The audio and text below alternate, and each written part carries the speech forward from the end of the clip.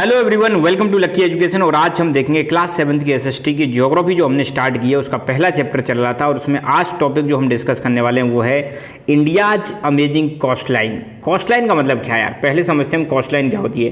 ये इंडिया का मैप है साउथ वाला, ठीक है। और आपको पता है इधर पानी है, इधर पानी है, और इधर भी पानी है नीचे, और इधर भी पानी है। तो कोस्ट का मतलब क्या होता है? कोस्ट का मतलब होता है तट। जहाँ पर आपको देखने को मिलेगा ज़मीन और पानी जहाँ पर मिल जाते हैं उस वाले एरिया को बोलते हैं कोस्ट लाइन। मैं थोड़ा सा इसको रेड कलर से डिनोट कर देता हूँ। ये वाला जो एरिया है ये इंडिया की कोस्ट लाइन है। क्या वो बॉस? ये कोस्ट लाइन है, ठीक है। इधर आपको पता है अरेबियन सी है, इधर आपको पता है बे ऑफ बंगाल है, और इधर आपको पता है इंडियन ओशियन है, ठीक है, जो मैं ऑलरेडी पुराने लेक्चर्स में बता चुका हूँ। तो कोस्ट क्या होता है? जहाँ पर ज़मीन और पानी दोनों मिल जाएं उस एरिया को हम बोलते हैं कोस्टल एरिया। बॉस क्या बोलेंगे? उस एरिया को हम कोस्टल एरिया बोलेंगे। अब यहाँ पर आप देखो, इधर वाला जो कोस्टल एरिया है इसको बोलते हैं वेस्टर्न कोस्ट। इसको हम क्या बोलेंगे? इसको हम बोलेंगे वेस्टर्न कोस्ट बोलेंगे। और इधर वाला जो कोस्टल एरिया है इसको हम बोलेंगे ईस्टर्न कोस्ट। ईस्टर्न कोस्ट बोलेंगे। तो दो प्रकार के कोस्टल मतलब कोस्ट है हमारे इंडिया के। कोई पूछे इंडिया की कितनी कोस्ट लाइन है, एक है वेस्ट कोस्ट लाइन और एक है ईस्ट कोस्ट लाइन, ठीक है। और यहाँ पर आपको मैंने पहले बताया था, इधर नर्मदा रिवर आती है, इधर तापी आती है, इधर महानदी, गोदावरी, कृष्णा, कावेरी, और ये अपना एरिया हो जाएगा coastal area, western coastal area. और इधर वाला हो जाएगा ईस्टर्न कोस्टल एरिया। अब थोड़ा पढ़ना स्टार्ट करते हैं।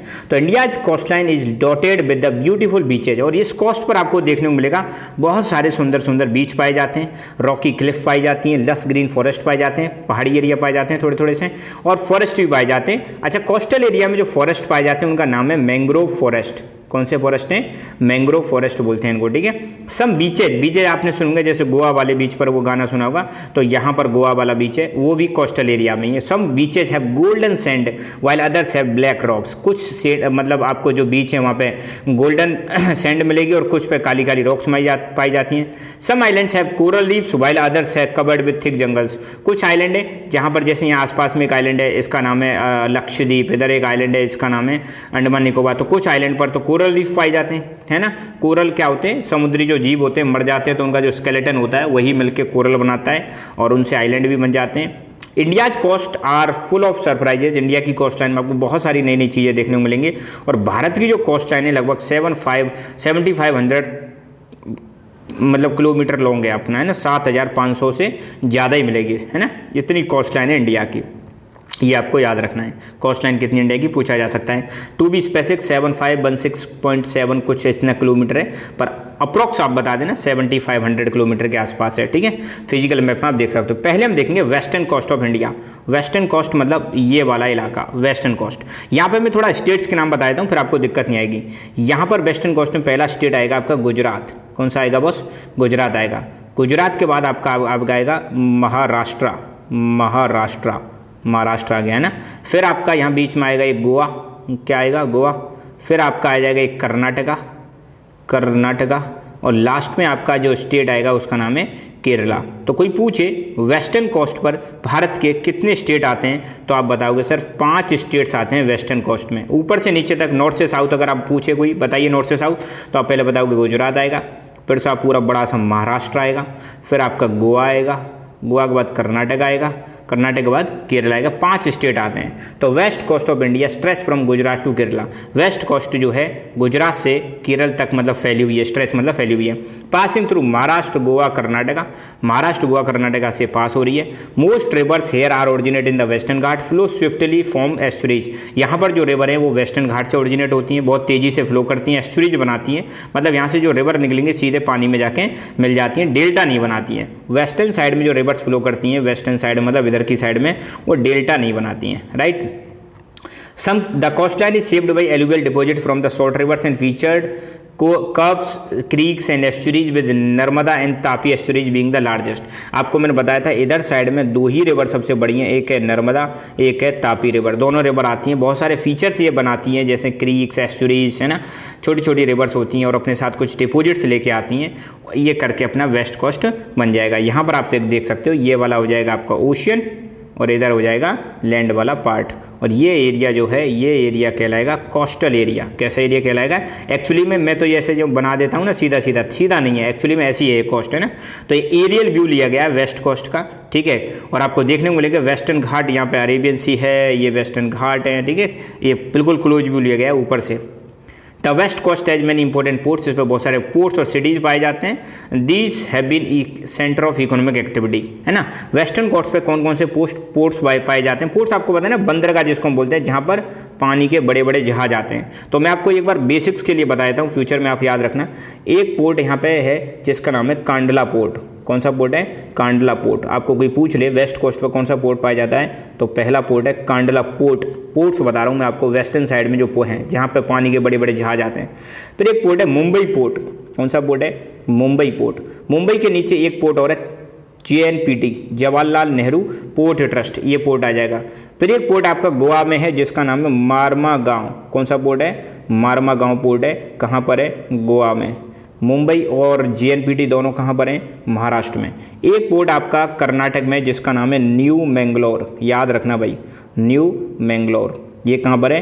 कर्नाटका में। एक पोर्ट आपका कर्नाटका, एक पोर्ट केरला में जिसका नाम है कोचीन पोर्ट। कौन सा पोर्ट है? कोचीन पोर्ट, और ये कहाँ पर हो जाएगा? केरला में। तो ये बेसिक जानकारी आपको याद रखनी है। कुछ बड़े बड़े शहर पाए जाते हैं। शहरों के अगर मैं नाम बताऊं आपको, तो एक शहर जैसे यहाँ बड़ा शहर हो गया मुंबई, बहुत बड़ा शहर कौन सा हो जाएगा? मुंबई हो जाएगा।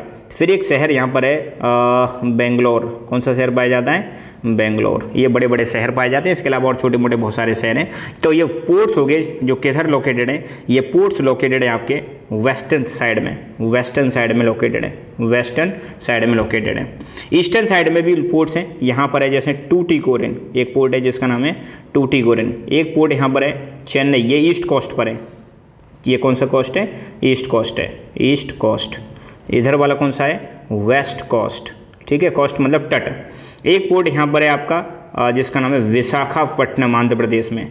विशाखापट्टनम, ये कहाँ पर है? आंध्र प्रदेश में। एक पोर्ट यहाँ पर है न्यू पैराद्वीप, पैराद्वीप आपका उड़ीसा में पड़ेगा। कहाँ पड़ेगा बॉस? उड़ीसा में। और दो पोर्ट यहाँ पर हैं, एक है कोलकाता और एक है आपका बॉस हल्दिया।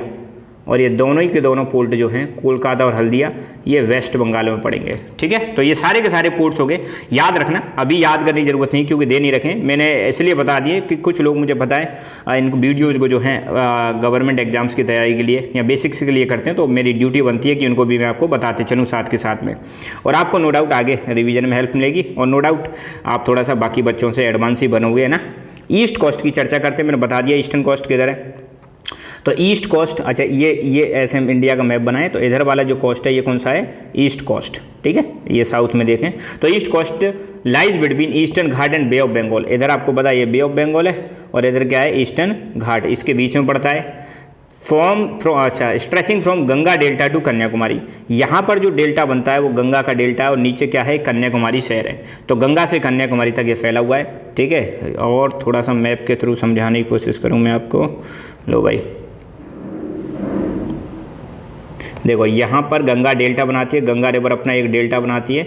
और ये वाला जो एरिया ये है तमिलनाडु में कन्याकुमारी। तमिलनाडु में कौन सी जगह है ये?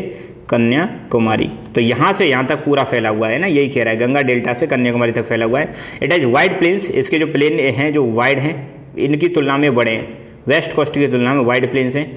मेजर रिवर डेल्टा बनाती है, यहाँ पर ज़्यादातर रिवर डेल्टा बनाती है, जैसे महानदी, गोदावरी, कृष्णा, कावेरी, जो मैं बता चुका हूँ पिछले वीडियो में। इंपॉर्टेंट वाटर बॉडीज है यहाँ पे चिल्का लेक पाई जाती है जो उड़ीसा में है, और एक पुलिकट लेक पाई जाती है ना। ये एक लेगून है जो वाटर बॉडी है ना, बड़ी बड़ी वाटर बॉडी से सेपरेट हुई है नेचुरली। एक लेगून भी है, तो याद रखना चिल्का लेक और पुलिकट लेक यहाँ पर लेगून है। लेगून का मतलब कुछ नहीं होता है, जैसे कोस्टल एरिया ना, तो यहाँ पर मान लो समुद्र का पानी भर गया और इधर वापस नहीं आ रहा है तो ये लेगून्स बन जाते हैं, ठीक है। Deltas and landforms form at the mouth of the river. River के माउथ पर डेल्टा बनता है, ठीक है। अभी बताऊंगा रिवर के माउथ का मतलब क्या है, जस्ट वेट, है ना। तो डेल्टा जो लैंडफॉर्म्स बनते हैं कहाँ पर? रिवर के माउथ पर।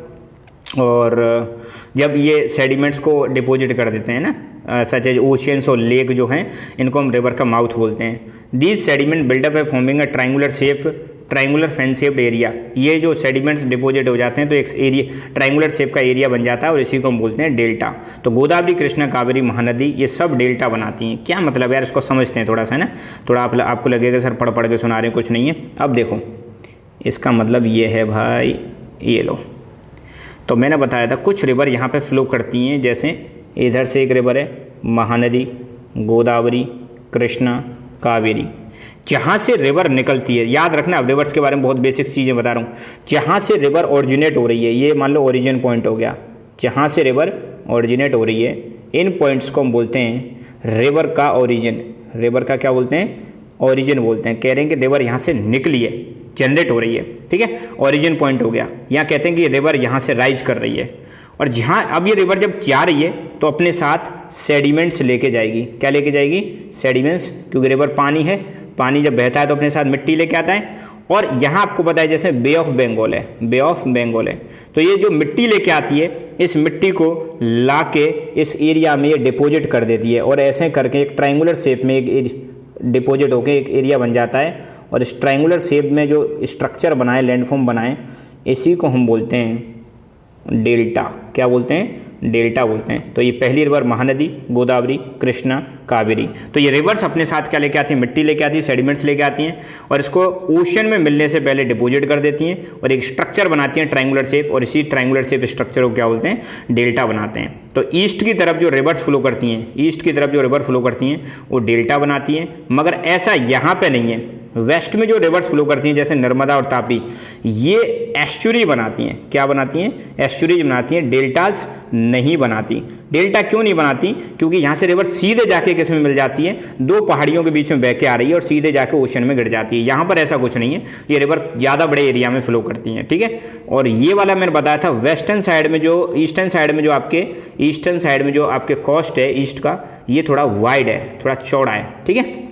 तो ये वाली कहानी है।